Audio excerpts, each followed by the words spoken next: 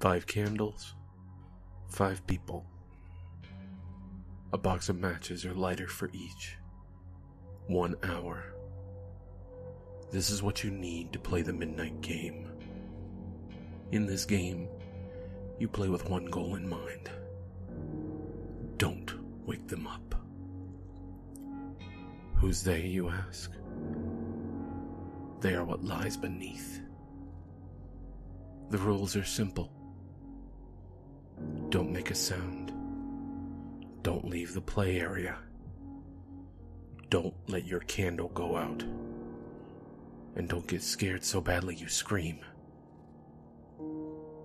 If all these rules are broken, you lose. And they win.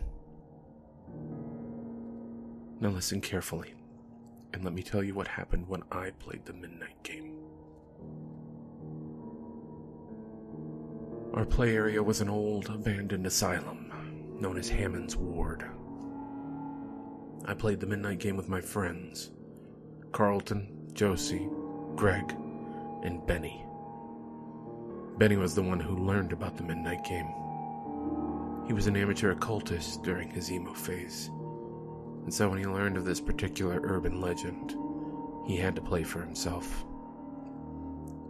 Only he needed 4 others to play. Naturally, his friends were the first choice. 5 12-year-olds, playing some kind of occult ritual? What could go wrong? I thought it was a joke when he asked me to play with him. When he insisted, I went along, solely because I thought this would be rather amusing.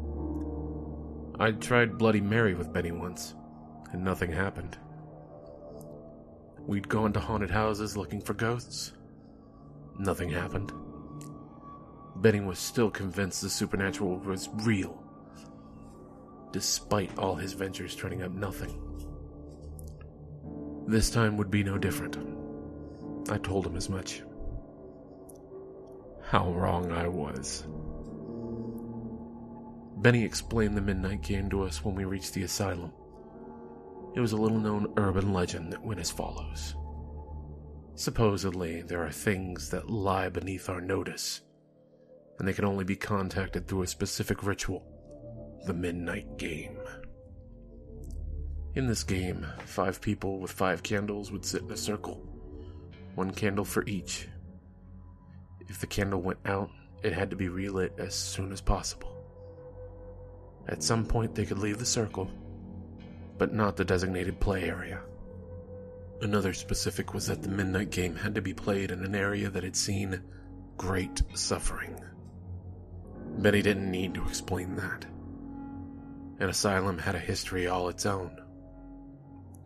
Sexual abuse of patients, multiple suicides, lobotomies. It had it all. Benny had even taken me here once, trying to find ghosts. We didn't. That asylum is an eerie place nonetheless.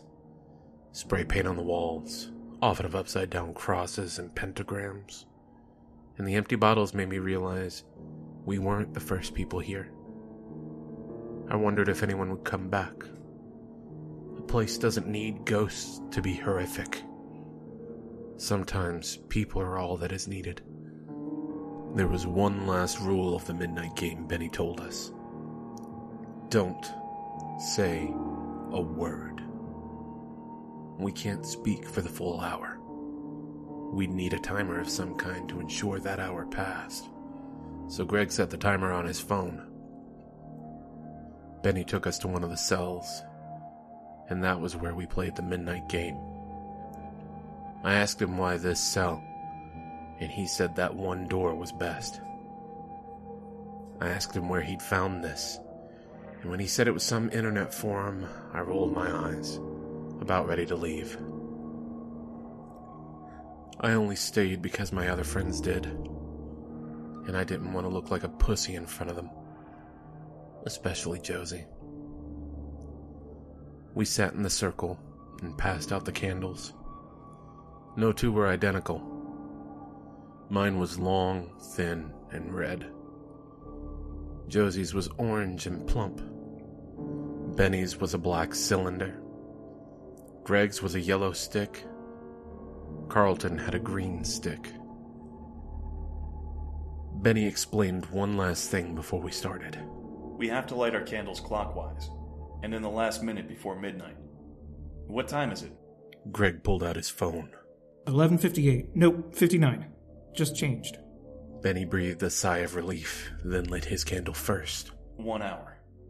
1 hour of your time. That is all we ask. I went next, then Josie, then Greg, then Carlton, who rolled his eyes. Once we'd lit our candles, Benny held out his hands. We hold our hands, to show we are united in this. I felt goofy taking his hand, but it was nice to have Josie holding mine. Once Carlton had grumbled and grabbed Benny's hand, he continued. We are 5 seeking to play with you. 5 people with 5 candles. We seek to play the midnight game with you. Do you seek to play the midnight game with us? Silence. Absolute silence. That was what answered Benny. I opened my mouth to say this was stupid when I realized how quiet it was. I took in a breath, felt the air go down my throat, but didn't hear a thing. I tapped my foot against the floor gently. Not a sound. In the pit of my stomach, dread crept in. I looked over to Benny, alarmed, but he seemed entranced by the flame of his candle. If you wish to play, give us a sign. His voice penetrated the silence, the only sound any of us could hear. I looked over at Josie, who moved her mouth as if she was saying something, but nothing was coming out. I glanced over at Carlton and Greg, who had expressions that mirrored both Josie's and my own. Give us a sign, Benny said suddenly, like he was demanding them to obey him, but not with any genuine force. He was desperate, hoping beyond hope that this would work, that his interest in the occult and the supernatural wasn't pointless, that he would be able to show his face to his friends again. I could guess that was what was going through his head at that moment. Nothing happened. We waited, breath held, wondering what we had gotten ourselves into. But nothing happened. Benny sighed and opened his mouth to speak. I could see it in his eyes. The disappointment that this hadn't worked. Did he notice how quiet it was? The black cylinder in front of Benny was blown out by a gust of air. Benny froze, staring at the smoke rising from the burnt wick, then quickly pulled out a match, struck it, and relit the candle. He smiled and turned to us. The disappointment was gone, replaced by an excited glee. I don't think he realized the severity of what was happening. The game is on. It will begin in 3, 2, 1. All our candles went out instantly. In the panic to relight them, I didn't notice that the silence was gone. It was only after I stared at my long, thin candle, the red wax melting from the wick, that I realized I could hear the others breathing. I looked up, staring at my friends one by one. They were all as bewildered as I was, save Benny.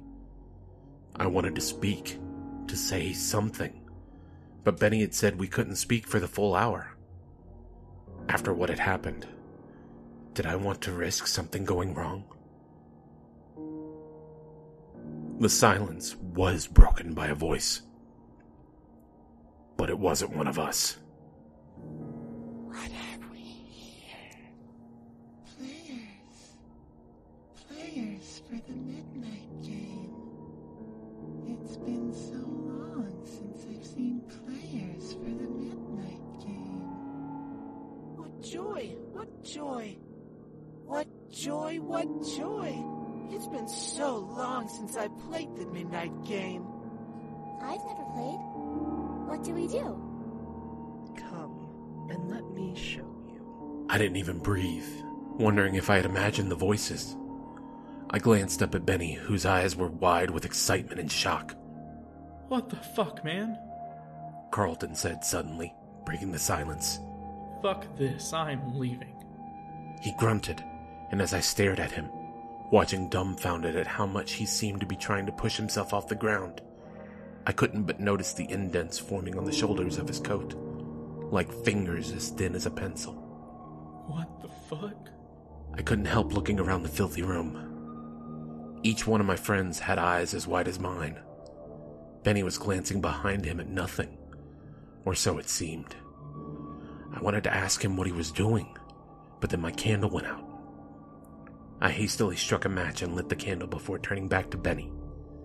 He wasn't staring at the wall anymore. He was looking directly at his candle, face pale. Briefly, his wet eyes glanced up and met mine. He didn't need to say a thing to convey his regret. One eye shared.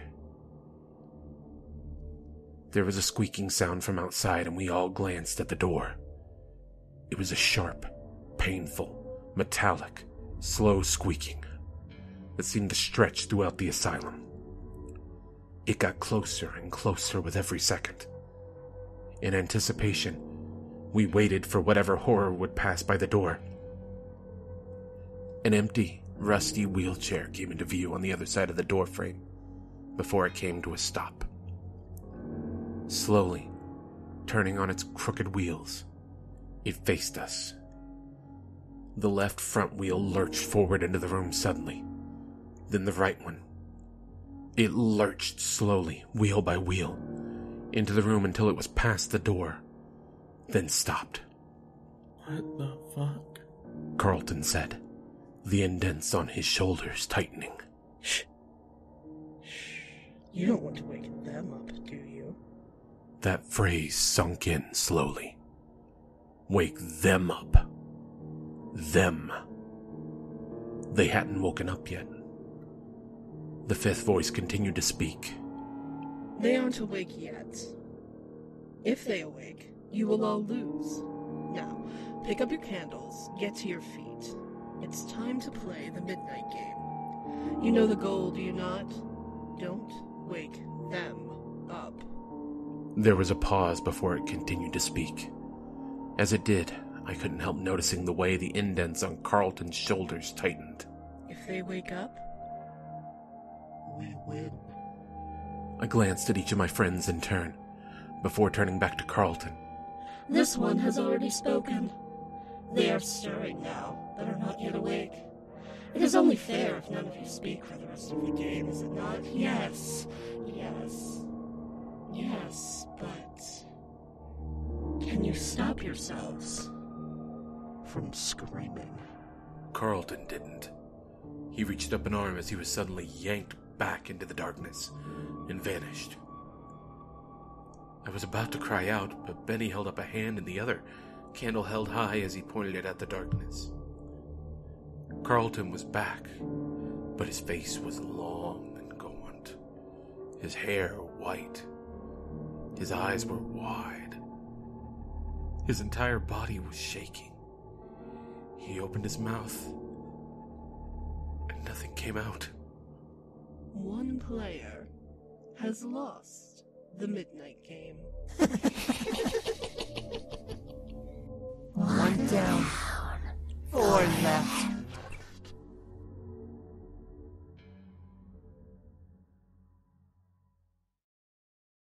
Happy Pastaween, everyone! I apologize for there being no spooks last year, but I had surgery and was unable to edit. This year is also going to be a little different in that stories will be once a week with an extra story on Halloween Day. Due to real-life circumstances, I did not have a lot of time to prepare and didn't want to put all that pressure on the amazing voice actors who help with this project every year. That being said, this year's story is a series that will span the entire month, so I hope you all look forward to the spooks! Thank you so much for checking out today's video. A huge thank you to JW Forsyth, Zachary Scott, Eric L., Ryan Booth, GamerGirlCat94, Safe by Voice, Hana Uta, Mysterious Torua, and Mattingham for helping me out today. If you're excited for more spooks and can't wait to hear more, click that box on the left to be taken to last Pastaween's playlist. Or, if you'd like to see something a little different, click that box on the right to check out our latest Let's Voice Act series. Thanks for watching. Stay creepy, everybody.